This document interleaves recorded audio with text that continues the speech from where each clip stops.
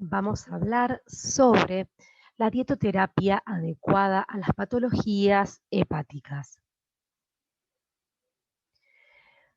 El hígado es un órgano protagonista en el metabolismo de los nutrientes. Va a participar en el almacenamiento de moléculas como glucógeno, vitamina A, también en la activación de vitaminas K, D, en la transformación e inactivación de ciertos fármacos, en la síntesis de ácidos y sales biliares y colesterol, en la síntesis de factores de coagulación y la síntesis de proteínas.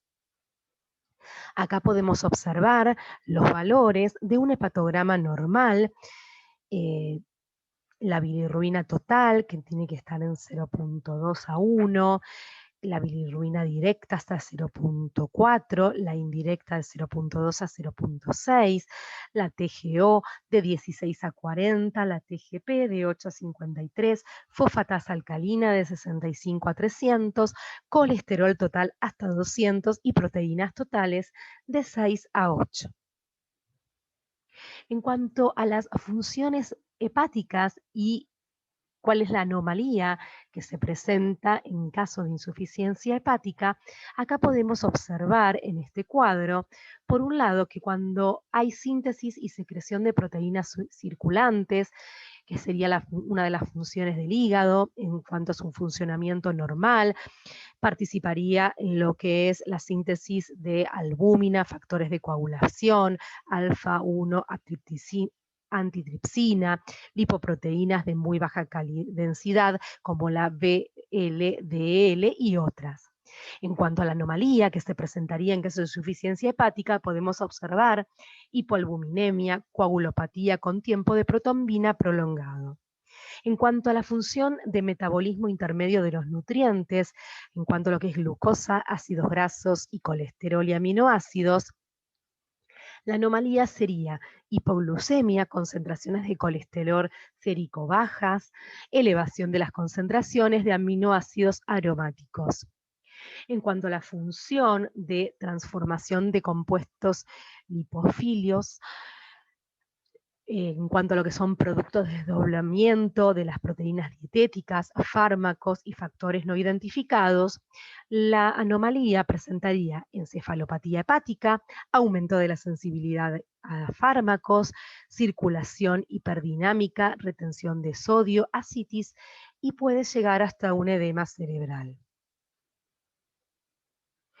Acá podemos observar en esta imagen las distintas patologías del hígado.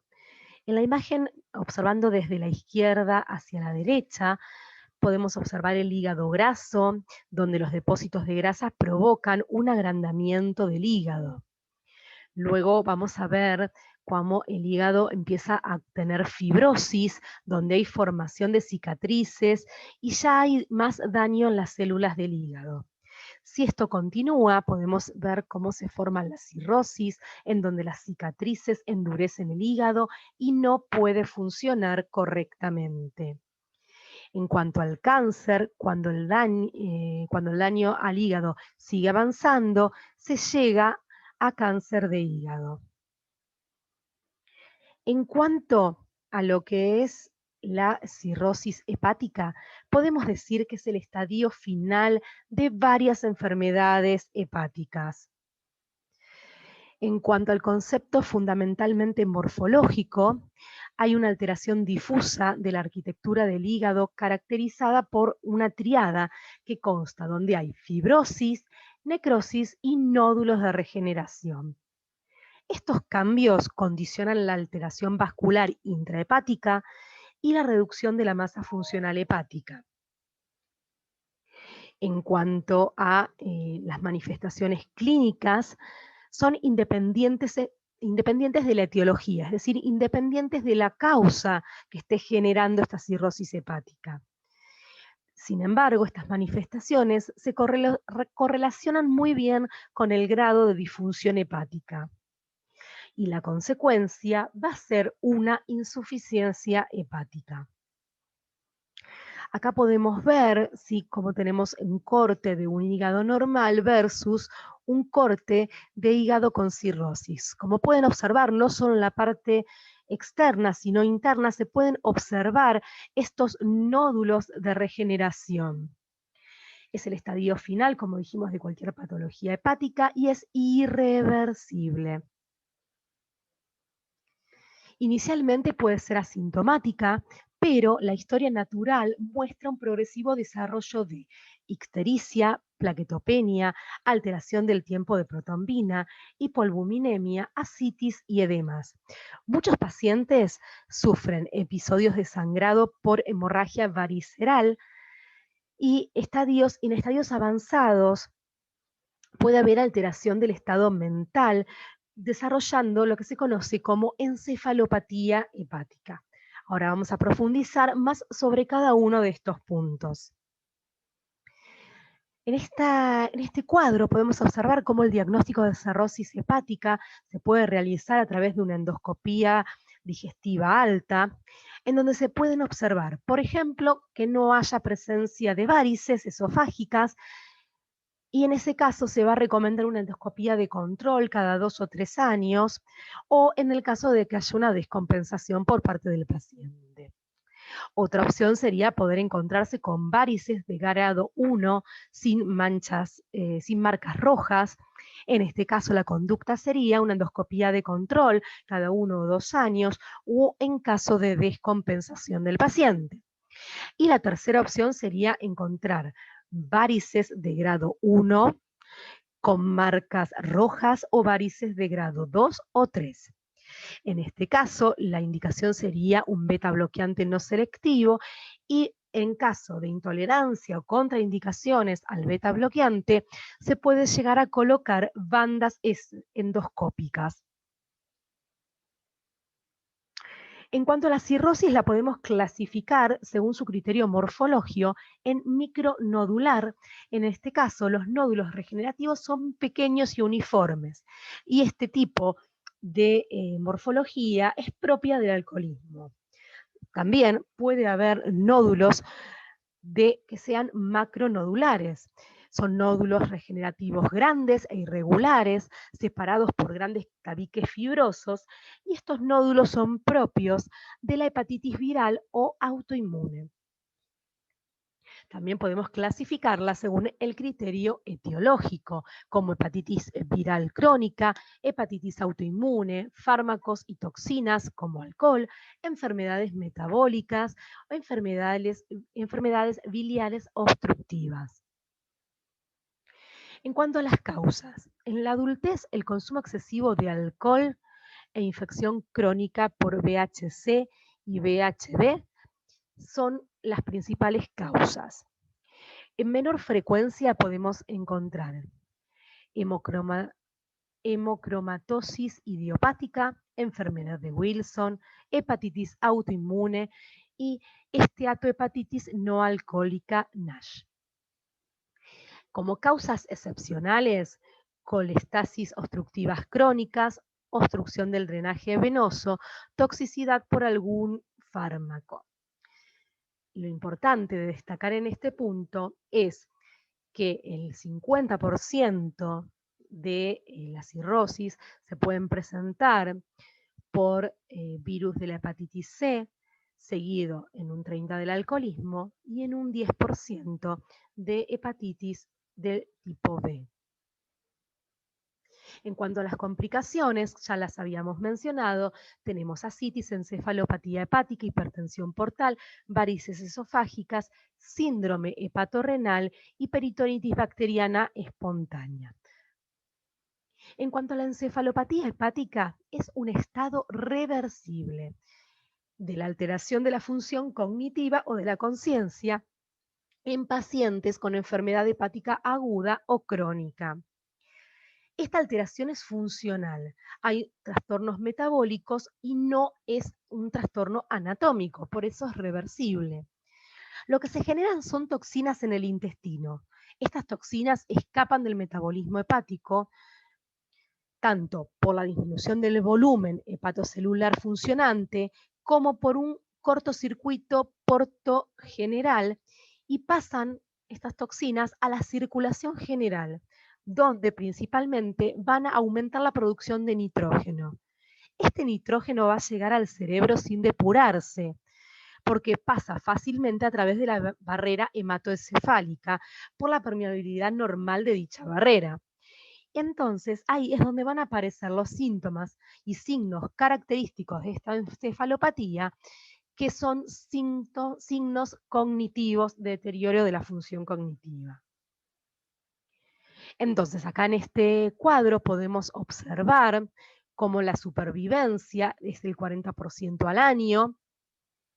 Muchas veces esta encefalopatía hepática es indicación de trasplante hepático y es un síndrome neuropsiquiátrico que afecta generalmente a personas con cirrosis hepática descompensada, insuficiencia hepática aguda o crónica, cortocircuitos portosistémicos. Se va a diagnosticar en cuanto a lo que es la fisiopatología y la clínica. La fisiopatología, podemos observar que hay un aumento del amonio por el cruce de este amonio, de este amoníaco, de este nitrógeno por la barrera hematoencefálica, que va a generar una alteración de la neurotransmisión, un aumento de los radicales libres, lo que va a generar estrés oxidativo, va a haber un edema cerebral, es decir, daño en el astrocito y disfunción cerebral. En cuanto a la clínica, podemos encontrar de manera temprana una alteración de la sueño-vigía, va a haber en cuanto a una progresión, una afección del estado de alerta, cambios en la personalidad y del comportamiento, y de alteración en la coordinación psicomotriz. Ya cuando la encefalopatía está avanzada, puede haber axterixis, hiperreflexia, ataxia, nistagmo, déficit neurológico local o de los pares craneales. En cuanto a otras toxinas que también están involucradas en el desarrollo de la encefalopatía hepática, podemos observar mercaptanos, aminoácidos aromáticos y ácidos grasos. El daño físico característico es la asterixis. Es una enfermedad multifactorial. Hay alteraciones neuropsiquiátricas, es decir, un síndrome confusional, alteraciones neuromusculares también se pueden observar. Y tiene una supervivencia luego del primer episodio de un 42% al año y de un 23% a los 3 años. Existen distintos criterios para clasificar la encefalopatía hepática. El estadio 0 es la ausencia de cambios detectables en la personalidad o en la conducta con una asterixis ausente. En el estadio 1 hay discretas ausencias, disminución de la atención, hipersomnia, insomnio o inversión del ritmo vigilia-sueño, euforia o depresión, y puede haber algo de asterixis. En el estadio 2 va a haber letargia o apatía, desorientación, conducta inapropiada, lenguaje incoherente y va a ser clara la presencia de asterixis. En el estadio 3 va a haber una gran desorientación con un comportamiento extraño, estupor. La asterixis va a ser generalmente ausente. Y el estadio 4 es un estadio en el que el paciente entra en coma.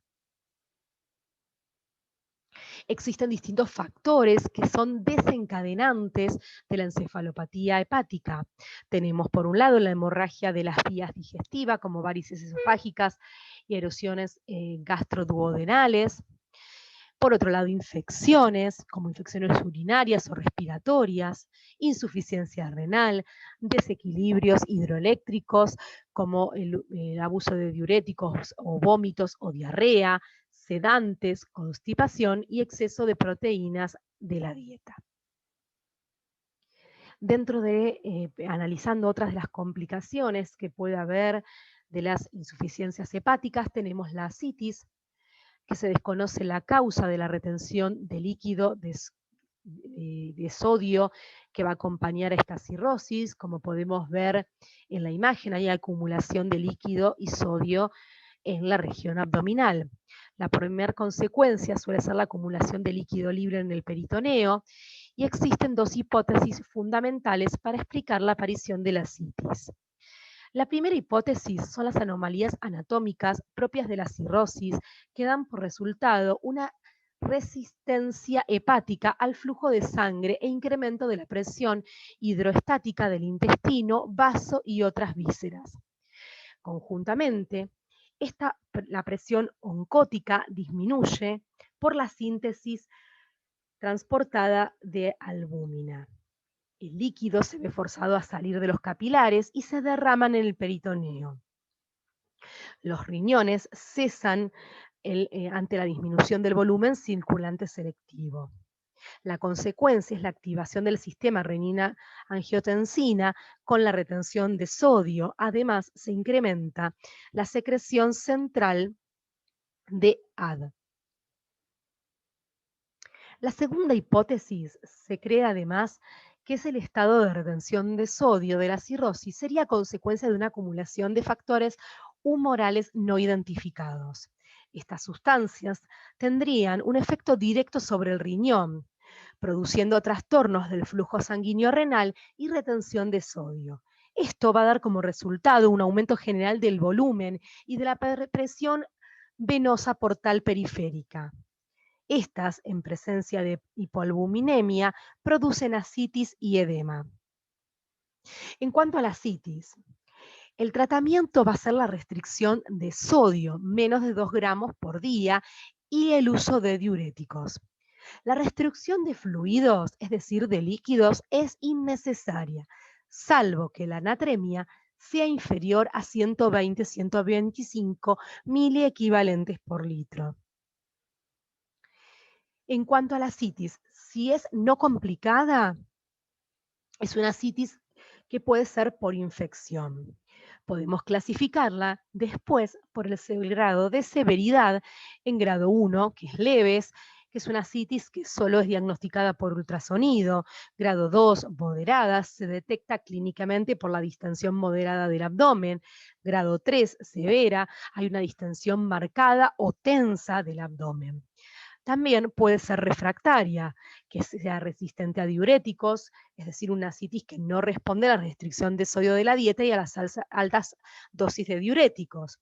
O puede ser diurético intratable. Efectos adversos impiden que el paciente pueda consumir diuréticos o que estos tengan un uso eficaz. En cuanto a otra complicación, tenemos las varices gastroesofágicas, que son colaterales portosistémicas más importantes.